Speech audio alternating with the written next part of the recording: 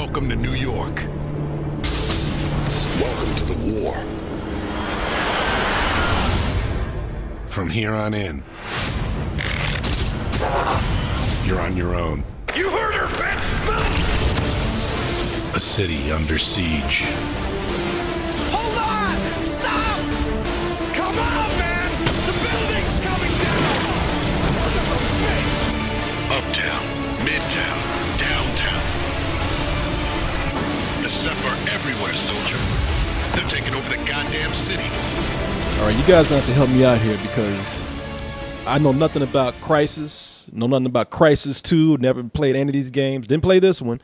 All I know is that it looks like Battle Los Angeles, and I finally get to play it. Because that's what I thought about Battle Los Angeles. I was like, man, it's a cool movie, but there ain't shit going on in here besides blowing up stuff. Be nice if I had a controller in my hand right now. Have you ever seen any movie where aliens invade and the military cannot fight them effectively? That you've played Crysis 2. Okay. All right. And let me guess. This is either New York or L.A. Because that's the only place. Aliens. Okay. Here's how aliens are. Let me tell you about what aliens do. Aliens like to go to Middle America to stick their fingers up people's asses, but they go to like big cities to blow them up. So it either has to be New York or L.A. So this one's New York, you say? Yep. Okay. So what's the story here? Okay, so 3 years after the original Crysis. Oh, by the way, people, we have Professor Jeff. That's hello, Nicky Poo back there, giggling. What you laughing about, Nick? No, it was just like when he asked him like what the story was about. Like, it's just proper convoluted. And I have Kevin Baird. How you doing, Kevin? Good, man. Good. Kevin's Glad to be like, here. He's like, man, just get this shit over with. I want to get out of here. Go ahead, Jeff, though. Sorry. Okay, so let's see. 3 years after Crysis, this game is set in New York City. New York City is under attack by the squid guys from Crysis 1, except instead of roaming around like squid guys, now they've got people suits. And you play this Marine named Alcatraz, who's supposed to be helping. I have to say, Jeff, I love this scientific terminology you're kicking around. The squid people, the squid dudes, the squid dudes, squid guys, people suits. You need to explain it because Korey doesn't know what's going on. I didn't finish. He's breaking it down in layman terms for me. I like that he's saying it like that. Squid dudes wearing people suits. That's good enough for me. Well, no, okay. So in the first game, when you finally, because you spent a lot of time in the first game fighting, I believe it's the Koreans, but I don't entirely remember. Right. It's the North Koreans. Yeah. Yeah, there you go. Damn North Koreans. But you spent a lot of time fighting them, and eventually towards the end of the game, you run up on these aliens, and they're basically these giant flying squids in squid armor. They're called the Ceph, C-E-P-H. And in Crysis 2, apparently they have ditched their flying squid armor, and they just plugged the squid into a robot that looks like a person. So it's basically like a big people suit with a squid head sticking out of it. And that's who you fight. So I guess that's pretty much the story right there. You just have to stop them from invading. It's that easy. Yeah. And oh, okay. I'm sorry. You actually don't fight them until later in the game. You start out fighting these guys named Cell, some organization of dudes in power armor what want to kill you for a reason that I was never really able to figure out. Mm-hmm. They say there's a lot of plot holes in that part of the story too. So yeah, there's a contagion called the Manhattan virus that your suit, since you have some sort of exoskeleton biosuit type of thing, which is the whole premise behind Crysis. It's like a nano suit, right? Exactly. Yeah. And it's fighting this Manhattan virus as it's called, and it's coming up.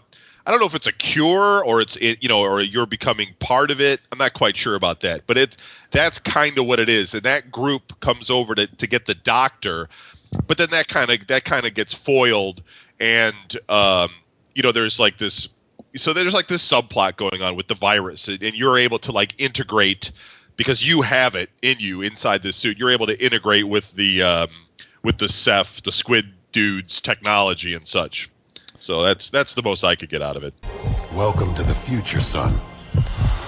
Welcome to the war. Oh yeah, one last wish. It won't let me go that easily. Symbiosis. Gotta break the link. I gave you the suit. Gave you my life. Promise me. Fine, Gould. It's all I can do now. You can do. They used to call me Prophet. Remember me. Okay, and I guess it doesn't really matter because in the end, you're just blowing up a bunch of shit. Pretty much. I like the way, it's like, hey, we're out here to save New York from getting invaded from aliens, but these aliens are like, ain't going to be shit to invade when you're done anyway. You're doing a good job of blowing it up yourself. Mm-hmm. I was looking at which the stuff that you blow up in the game is impressive. Now, like I said, I didn't play it, but I was watching some gameplay footage, and the reason why it reminded me so much of Battle Los Angeles is because, the environments are pretty destructible. There was one part where you're running down a freeway and the freeway just collapses. And what's cool about the game is in all of the destruction that you do, a lot of it you do like from very high up. So if you're afraid of heights, there's a lot of that going on in the game.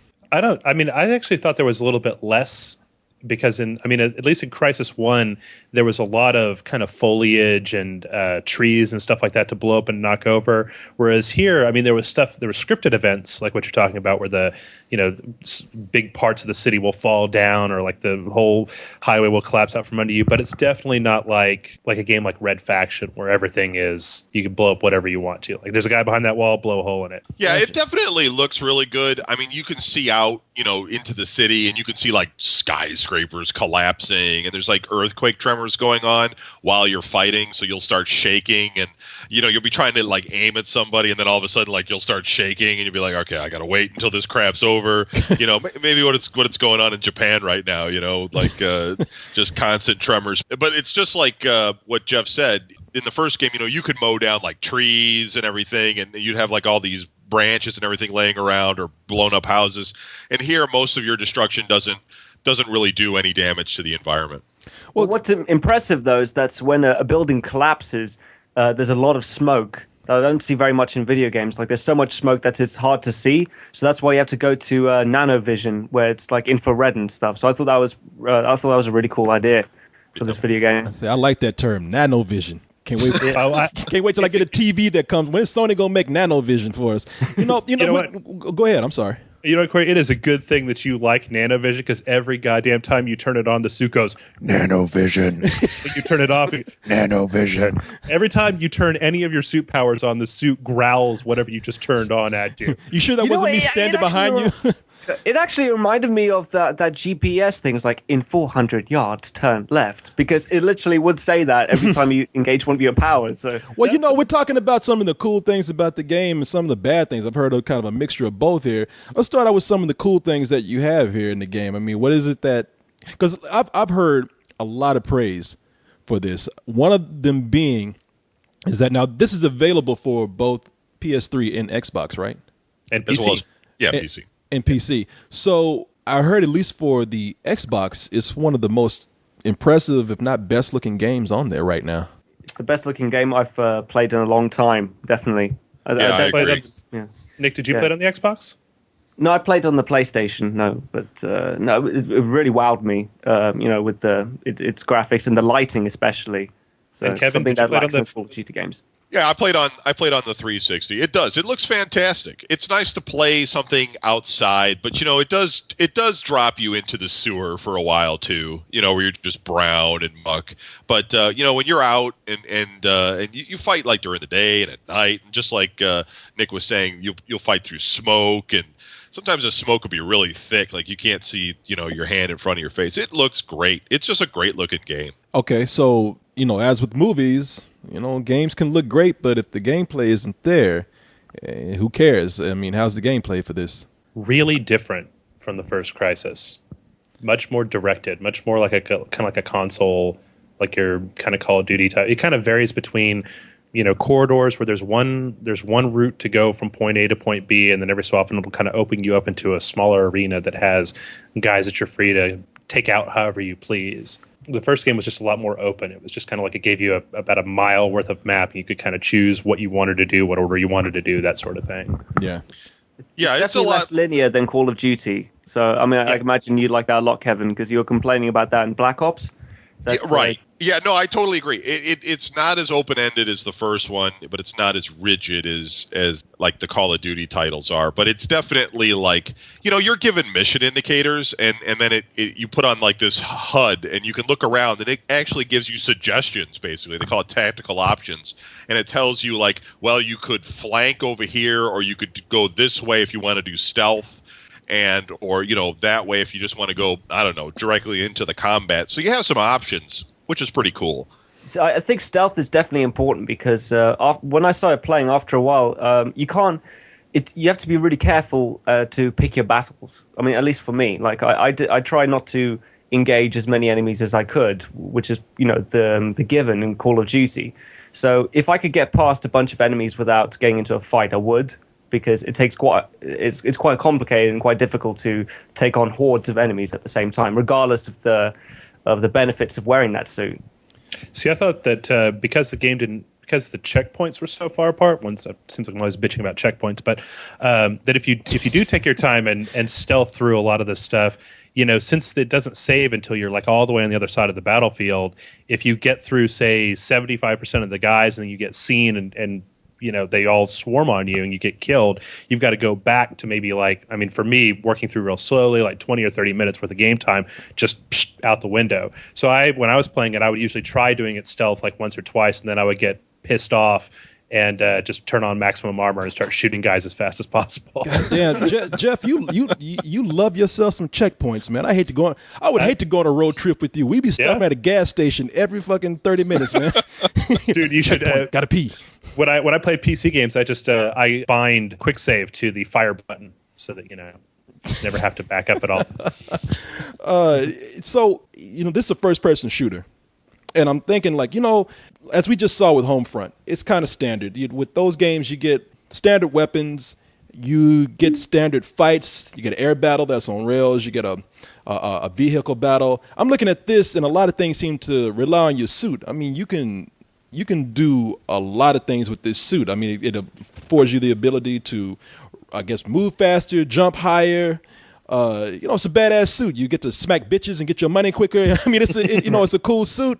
And so I'm thinking this would probably bitch slap with that nano glove. And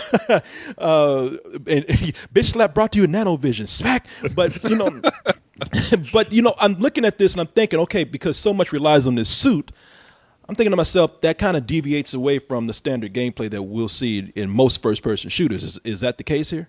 No, it adds to it, I think. Like the fact that when I say deviate away, I'm thinking, what I'm saying, it like offers better gameplay. Oh yeah. Well, definitely. I mean, I think it's a great addition, and it's unique. I mean, it does not feel like a Call of Duty game. Like whereas Homefront just felt like a blatant ripoff, and so did Medal of Honor. This feels like its own thing. So that's why I like. I found that there are vehicles that you can enter in this game and drive around, but they're very weak. And one of the things about this game is that the firefights are pretty intense, and you're constantly looking for some sort of structure to hide behind. But a lot of those structures that you're trying to work behind aren't stable because the enemy has an enormous amount of firepower at their disposal. So they're just, you'll hide behind a guard barrier and it'll just get blown apart. And then you'll run to a sign and that'll get blown apart. And so you're constantly trying to just stay alive, basically. And you'll switch between your armor and your night or your stealth. But the problem is that you have a battery, basically. And it's it only lasts for a little while. And then you're kind of uh-oh.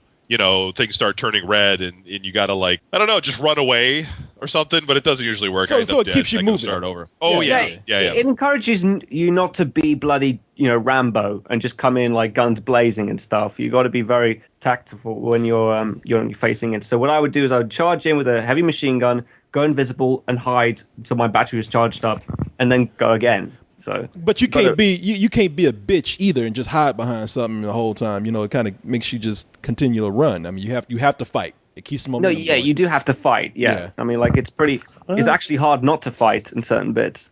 I don't know. By the end of the game, I had gotten the whole up. There's an upgrade system to the suit where you can get longer lasting stealth and faster recharge and things like that. And by the time I got to the last level of the game, I was so powered up that I just walked in stealth from one side to the other, and then the game was over. So Wow, I didn't even know you could do that. Oh, yeah, I didn't upgrade my suit once. Shit. Jeff you spent upgrade your the, suit. No, I didn't know you could upgrade your suit. Whoops. Jeff spent the whole game hiding under a bed. That's right. Just waiting for it all to be over. They shooting, but Well, I was so goddamn tired at the end of that game of shooting squid dudes that I was just like, you know what? You guys are cool with me. I'm just going to go over here. You guys do your thing. No problems. yeah, wow, Jeff. Hey, I'm not gonna lie. Out of all of us, you seem like the hardest to please with these games. You were so critical. I mean, you know, I hear a lot of good things about the game. By the way, how many weapons can you choose from? I mean, what are the weapons like here?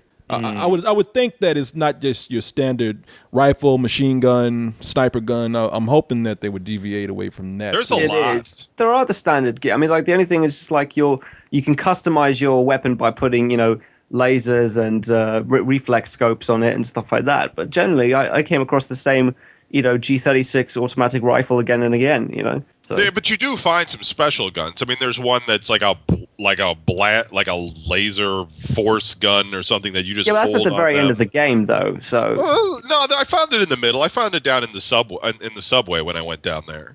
okay. And there's but you're right in the sense that you're not going to get a bunch of, for whatever reason, you can't use a lot of the aliens' guns. So you're constantly picking up the military's weapons, and maybe you find an experimental weapon. At least I never picked up anything that was like futuristic. But what was one of the cool things is you could rip off a 50 caliber machine gun off a tank or something and just go to town on a bunch of aliens. So I thought that was quite interesting. That's the biggest fucking gun in the game. So speaking of Jeff being hard to please, it sounds like you don't have. You have a lot of good things to say about the game. What are some things you didn't like about it? Well, I think the biggest problem that I had with this is it's kind of hard because I like Crysis 1 a lot. And I didn't get a chance to play it until it had been out for probably 4 or 5 months. But I really like the way they took the kind of Far Cry, open-ended, in the jungle gameplay and then gave you all these little tools to let you do what you wanted to do. So if you wanted to, jump from rooftop to rooftop and get away that way, you could do that. If you wanted to kick a car into a guy, you could do that. If you wanted to turn invisible and knife guys, you could do that. And you can do a lot of that stuff here. It's just that because some of the sections are a little bit smaller than the areas that you got in the first Crysis, it just feels a lot more. I mean, I would say it feels a lot like Bad Company or Bad Company 2, where they've got some larger areas and then some smaller areas. And by and large, I mean, it was fun. I, played through the entire thing. I had fun. I think the multiplayer is probably more fun than anything I saw in the single player. Why do you think that? Well, because they bring all those powers, the stealth and the armor. There's 4 powers: the stealth, armor, movement, and Manovision or something like that. But you can bring all of the powers that you have in single player into multiplayer, and so it makes for a more interesting game when you have your standard kind of military shooter, but guys can jump on top of buildings or turn invisible or double their armor or rip off 50 caliber machine guns. It brings a little bit of freshness to that gameplay style. I played for probably at least like 4 or 5 hours in the multiplayer, and it was a lot of fun. All right. What about the rest of you guys? With me, I'm going to be very unpopular, and I say I hated the first part of the game. Like I was just because it was really boring. Because you start off kind of by yourself and you're just wandering through an empty city, apart from like a few of those cell guys attacking you, and I didn't know why they were attacking me. Because I didn't finish all of Crysis 1. Because you're Nick Hodges and they hate you. That's why. Same reason why we attack you. Come on. All right. So obviously I didn't get the email that was sent out. But get the squid dude email. Yeah. Go ahead. I'm sorry. But after the first act, then I got really addicted to it. And what I really liked about it was that the aliens are hard to kill. It's not like any of the other video games where the aliens are really easy to kill. Like you have to spend a lot of time shooting the shit out. Like I shot like this one alien with a shotgun. I had to shoot him like 10 times in a row before the bugger would die. So I really liked that.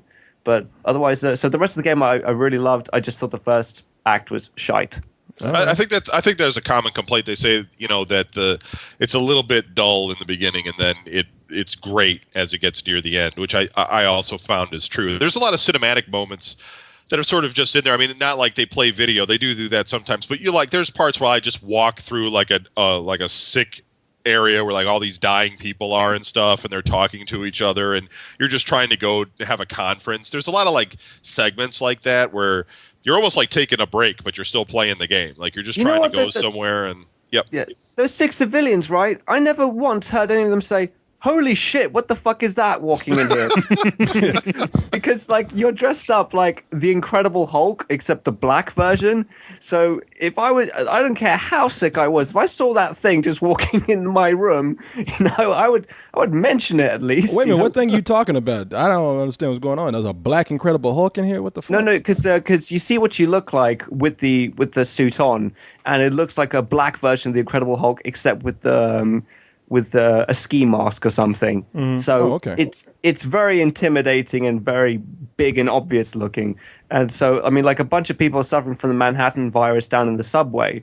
And so imagine like you just been invaded by aliens and you're sick and then suddenly this big black, 6'10" thing walks into the room just with a massive 50 caliber machine gun. What are you talking about? That's what I get it to every party I go to. I get, yeah, exactly. Every party I go to, I get that reaction from people. Who's this big black thing walking in the room right here? But people would say, "What's this big black thing walking in the room?" But they're just like, "Oh man, after Aliens, nothing surprises me now." Dude, they don't even batter an eyelid. They're too sick with the space herpes. Yeah.